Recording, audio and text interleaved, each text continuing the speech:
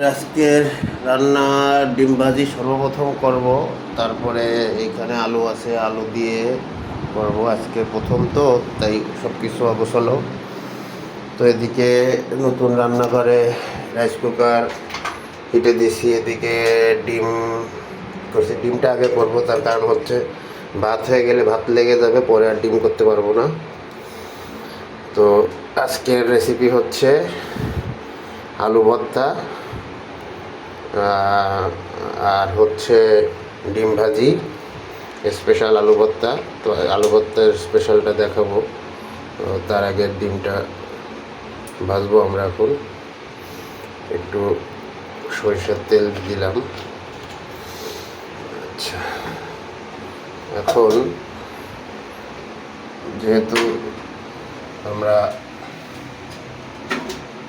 ডিম ভাজবো রাইস কুকারে, তো তেলটা একটু গড়াই নিই। ডিমটা আসলে কেমন হবে ফার্স্ট টাইম বুঝতে পারতেছি না।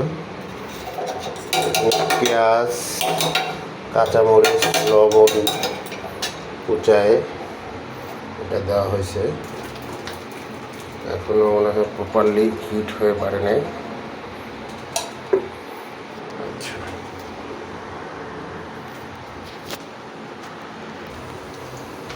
ডিম একটু হওয়া শুরু হয়েছে,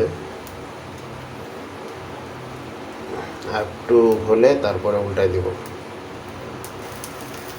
ডিম মোটামুটি হয়ে আসছে।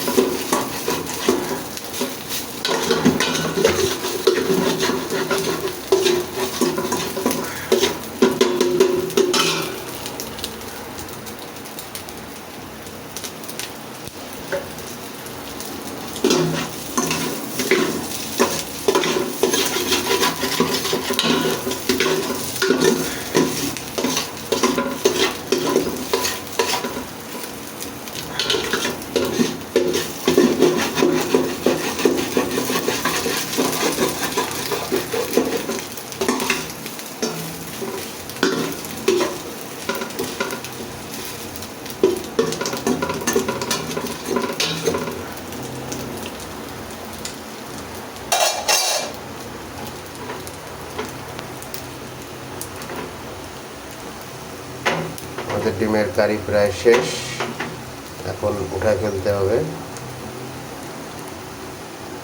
দেখে মনে হচ্ছে খুবই সুস্বাদু হবে খেতে গরম ভাতের সাথে।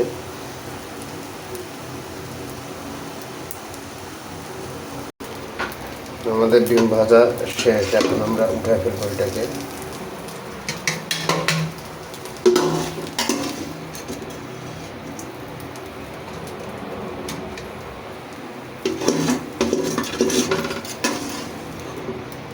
আসলে ডিমের সাইজগুলো অনেক ছোট।